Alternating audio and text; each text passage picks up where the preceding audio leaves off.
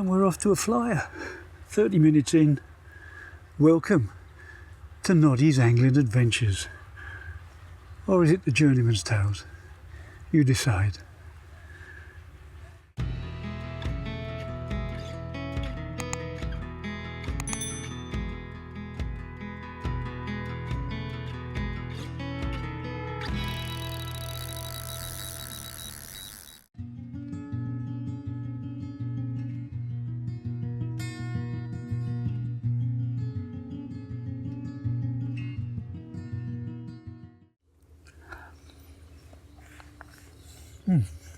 That is good. Well, welcome to the Journeyman's Tales. What's all that nonsense about Noddy? Well, I was just responding somewhat childishly to a comment I had on the last video.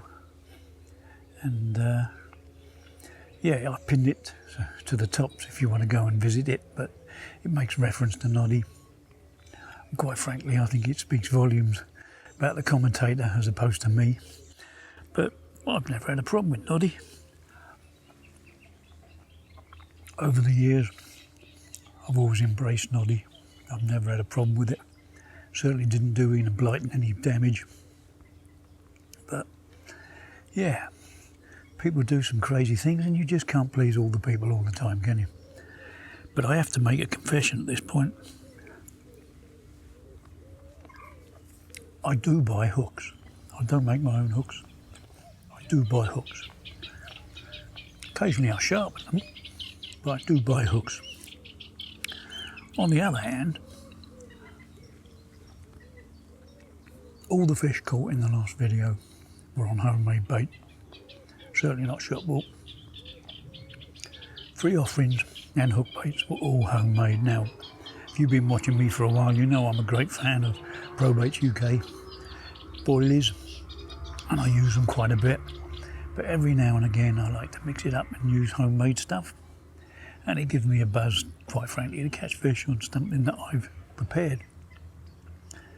And it's the same as the rigs. I mean, I chop and change my rigs around, and it's probably detrimental to me in the long run, but that's just what I like to do. I like to challenge myself every now and again rather than relying on the same old thing. And if you've been with me for a while, you'll notice that last summer I just went completely nuts. Gave up the boilies altogether, just fish with nuts. And I had a great summer. Not catching all the time, but it was enjoyable and it made a nice difference to what I was doing, a nice change. But yeah, everything that I got caught last time was on a homemade bait, but a shop bought hook. But what more can you do? Anyway, I'm back up on the Oxford Syndicate. Got off to a bit of a flyer, actually, when I actually got the rods in the water. It took me a while. I did fish this swim last summer, and the area that I was fishing in last summer was a nice little silty gully, relatively close in, and it's totally and utterly unfishable. It's completely thick weed, so I had to go over the top of it, in between another weed bar that you can occasionally see when the sun's out. And I've managed to find a small clear area, so I've got 3 rods on it. And the first fish came on the right hand rod, and the second fish came on the left hand rod, so the middle rod's not caught. Incidentally, the second one was on a very small pink pop-up. Actually, that's Pro Bait UK, squid and orange pink pop-up. The right hand rod was a homemade bottom bait, but it did have a bit of pink plastic. Incidentally, I buy the pink plastic corn as well. I don't make my own pink plastic corn. So the only thing that hasn't got is my normal wafter in the middle. So if nothing happens on that tonight, there's obviously going to be a bit of pink flying onto that. But as I say, it did take a while to find a bit of a clear area out there. It felt relatively clear when I was just dragging back a lead. I did put the deeper over the top of it just to confirm what I was feeling, and it's not a huge area, but it's enough there to present the bait. Obviously enough to catch fish on it, so that was good. I'm getting lots of bleeps, particularly on the right hand rod. And I think it's obviously fish moving through the weed, but at the moment they've just been a couple of small fish, but there you go. You can't dictate what picks it up, but hopefully something as big is going to turn up. But that's where we are, that's what we're doing. I'm going to finish this before it gets ridiculously cold.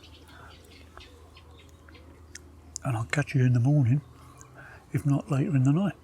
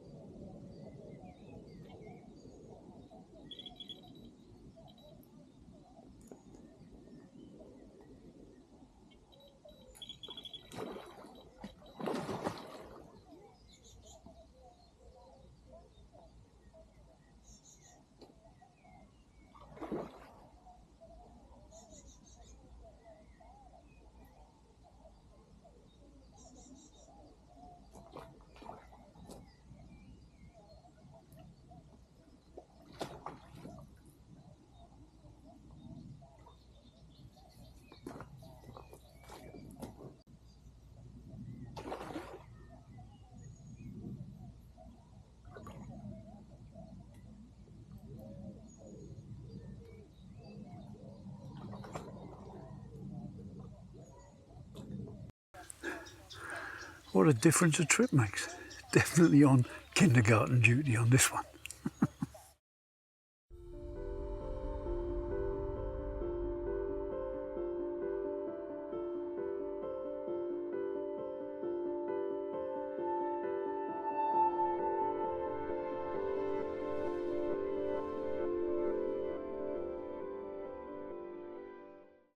Good morning.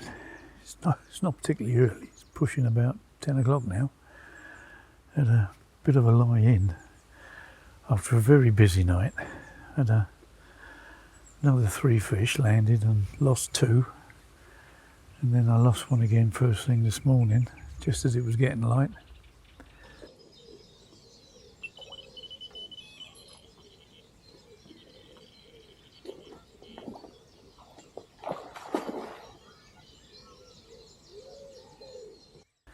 None of which would have been much more than £10, I suppose, which is a bit strange for here. Well, certainly for me, put it that way.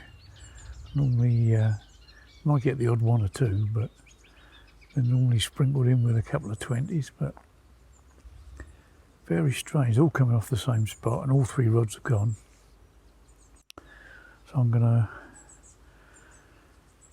finish this coffee, I think, and then I'm going to try and find another spot that maybe I can just get 1 rod on and put a bit of bait out, and in the hope that might pick up something a bit bigger. But the wind can't make up its mind at the moment. 1 minute it's coming from the right, and then it's coming from the left. You could do with it coming from the right, really, and blowing all this willow fluff away. But anyway, we'll see.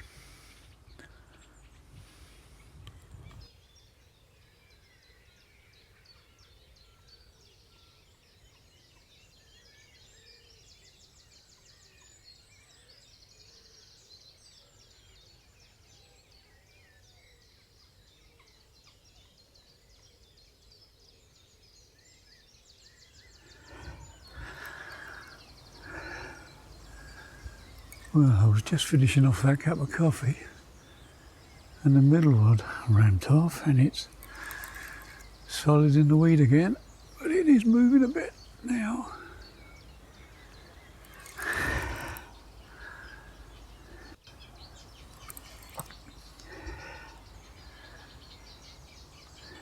The problem with the The line's going over the weed. It's picking up the other rods very easily.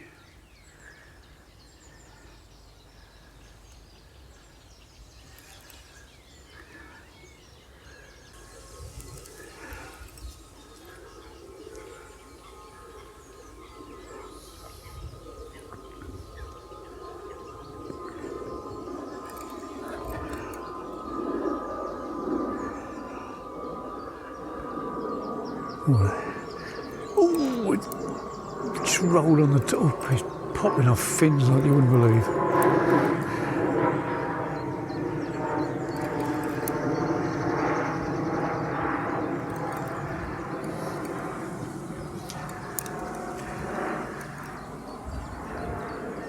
Just keep it up on the top, it'd be very nice.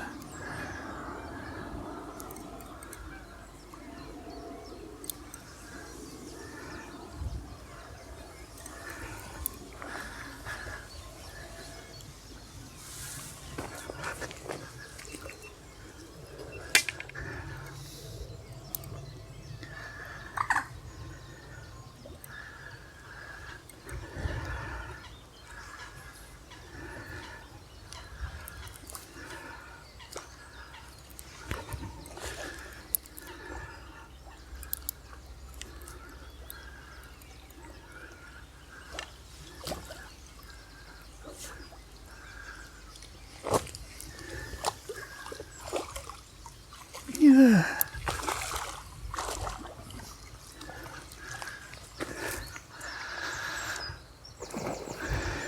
Oh, that looks marginally bigger.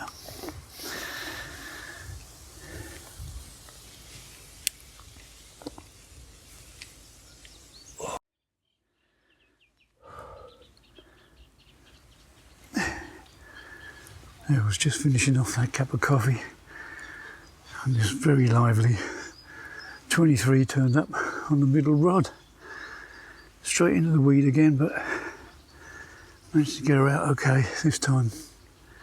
I think we're going to have to try tightening the clutches up even further.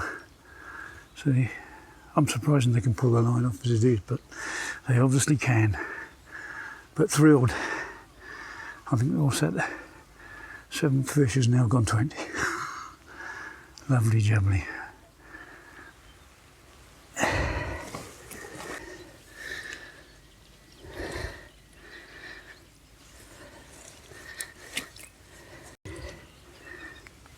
There we are.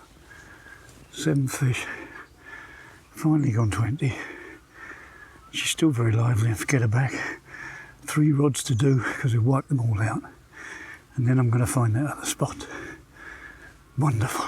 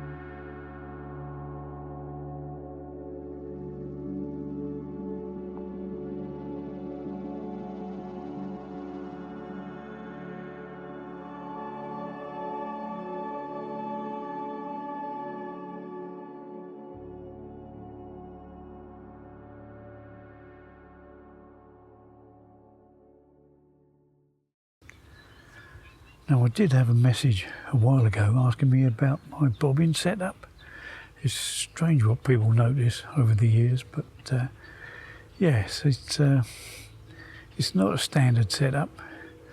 You have to bear in mind that I came from a time when Corder didn't exist and you couldn't just walk into a tackle shop and buy things, so I've always been one for fiddling around with stuff and adapting stuff and making it suit what I want to do.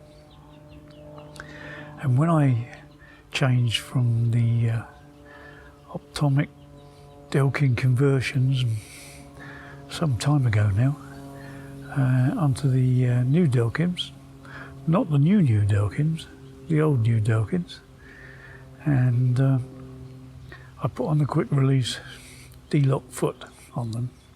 They come with a bar on them for putting a Delkin alarm system on, and I tried putting the bobbins on with a standard sort of hockey stick. Lost it. Yeah, I mean that's the bog standard hockey stick. But I found that the bolt thread was only catching by a couple of turns, and I wasn't particularly happy with it. So true to form, I ended up adapting it. So I took the Fox hockey stick and drilled a hole in it, 2mm hole, which is the slightly bigger than the bar that comes on the D-lock.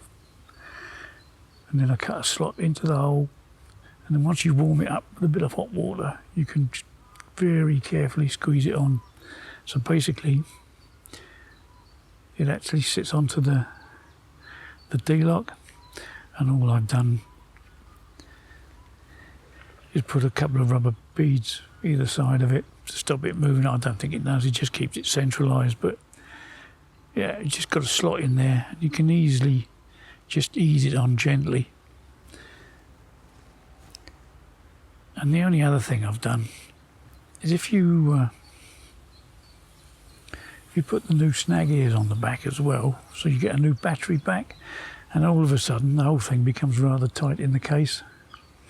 So what I did was just to bend a bit of aluminium, plastic coat one end because I'm OCD, so it actually fits into there, so you can pull it out rather than try and pull it out with your fingers, or worst of all, grab hold of that antenna. So you just say, put it in there. It's not a great deal of force, but it does make life a little bit easier. When you've got the normal battery back on, you don't have that problem, but when you have, it just tightens everything up. The only other thing's worth mentioning, and it doesn't happen on the red bobbin or the orange, only on the green one. When you pull it out, it alters the sensitivity for some strange reason, and it's caught me out a couple of times when you think the alarm's not working, but what happens is the sensitivity's turned so low, you're not getting any recognition. But that's what I'm doing. So that was a comment from Steve Gray a while ago now, so it's taken me a while to get around to it, Steve, sorry. The other comment I had was from Phil, I can't remember your surname, Phil, questioning why my green bobbin isn't in the middle. Now, for the life of me, I don't know why you'd want to put the green bobbin in the middle. Port is always red on your left, starboard is always green on your right, so it's obvious that the orange one's got to go in the middle, isn't it? And who's ever seen traffic lights? Red, green, amber. That's my OCD for you. So that's what I do. And they just live permanently attached, sit in the bag, take them straight out, clip them on, no fiddling about or anything. Whether it's necessary or not, I don't know, but that's just the way I do it. So I hope that answers your question.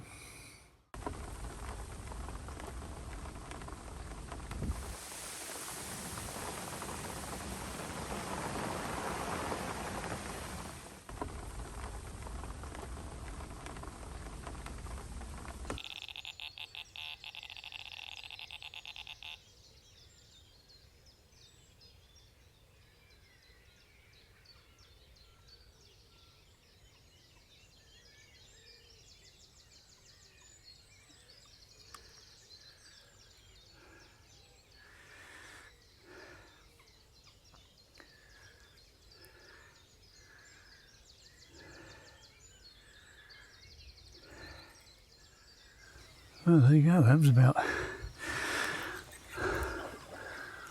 half an hour after rebaiting. Ooh.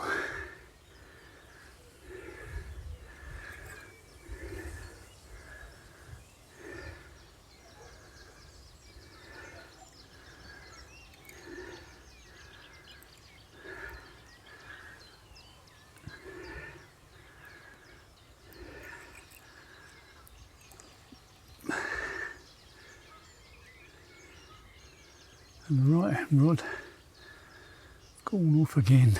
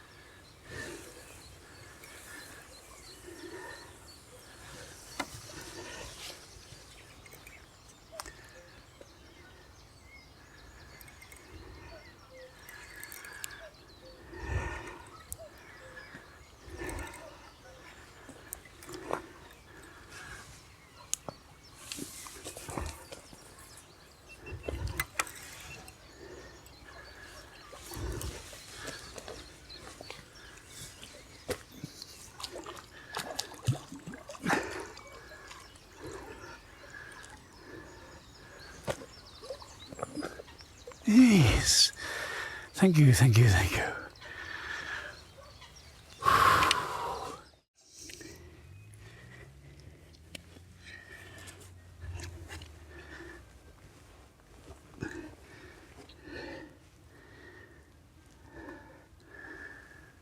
They're still very lively. It's about 8:10. About half an hour after I'd refreshed the middle rod and the right hand rod, put out half a dozen bombs, and the right hand rod went off 28-14. Getting better, getting better. Well worth sorting out the kindergarten first. Right.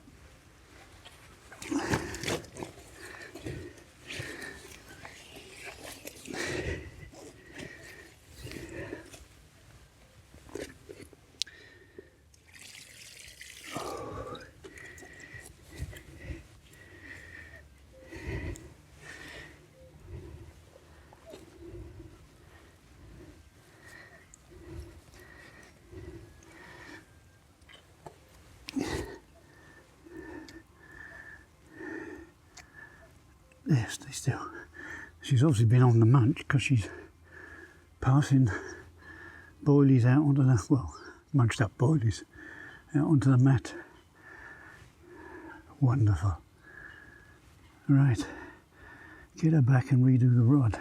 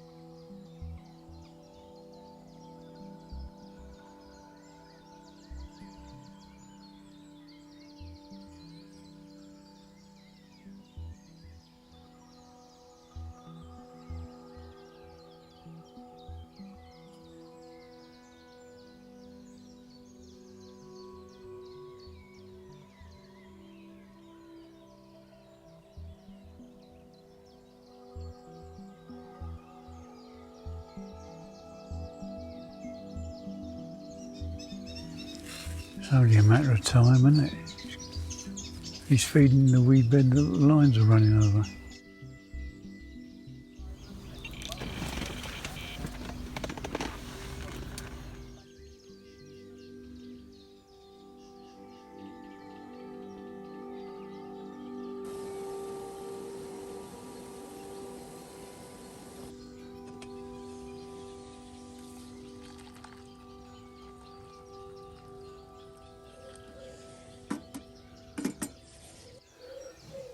Well, no lie in this morning.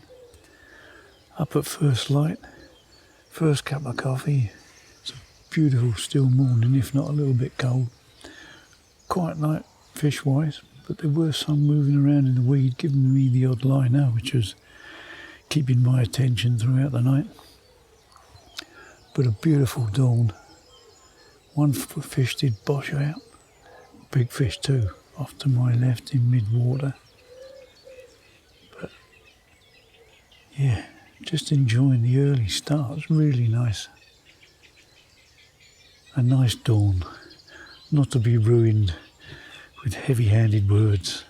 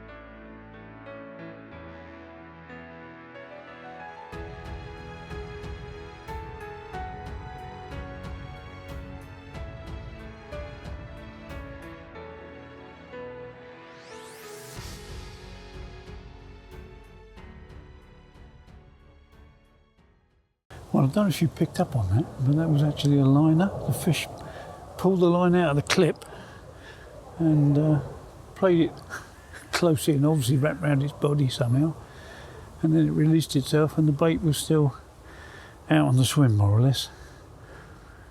Strange, eh?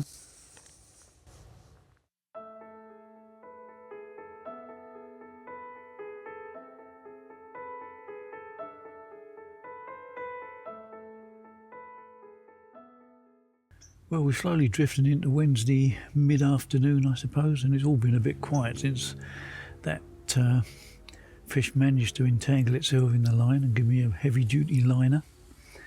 But when the sun's out, it's quite warm, but when the sun's away, it's quite a bit of a chill to that wind.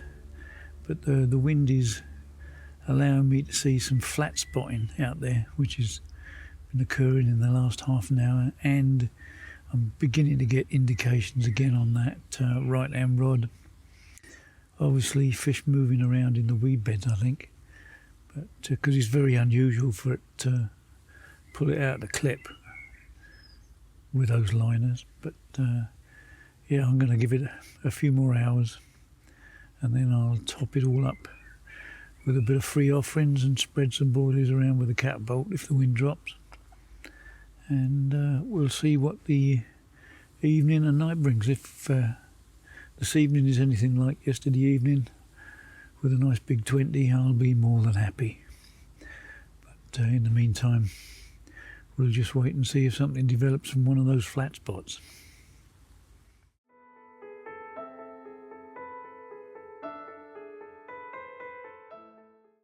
Well, we're coming into the final evening. I've just refreshed the rods, put another 6 bombs out on the spot.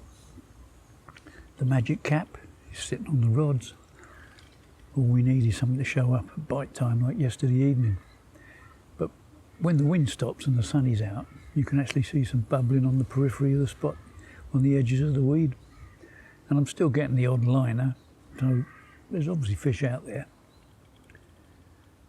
We just need them to get munching again.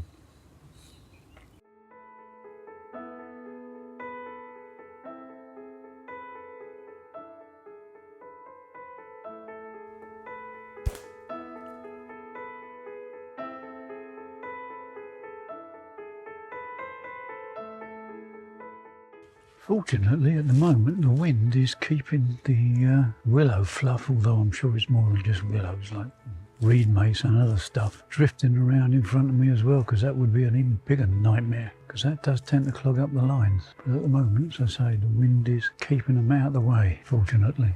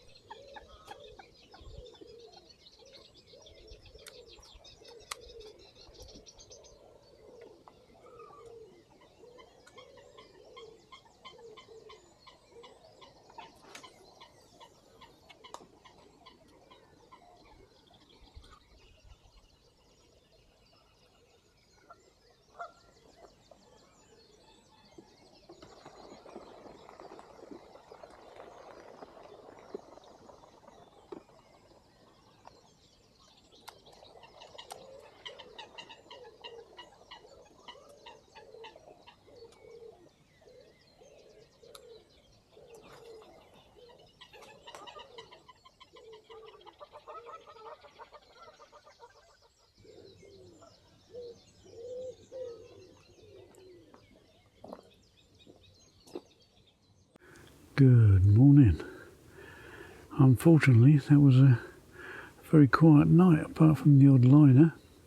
So there's still fish moving around out there, but no big shows in the area at all. Actually, you could hear them boshing up the far end to my right during the night, but nothing in the vicinity, as I say, but just the odd 1 or 2 liners to keep you awake.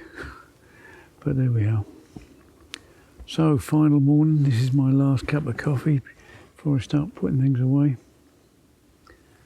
We've got another couple of hours. You just don't know, do you? Fingers are crossed.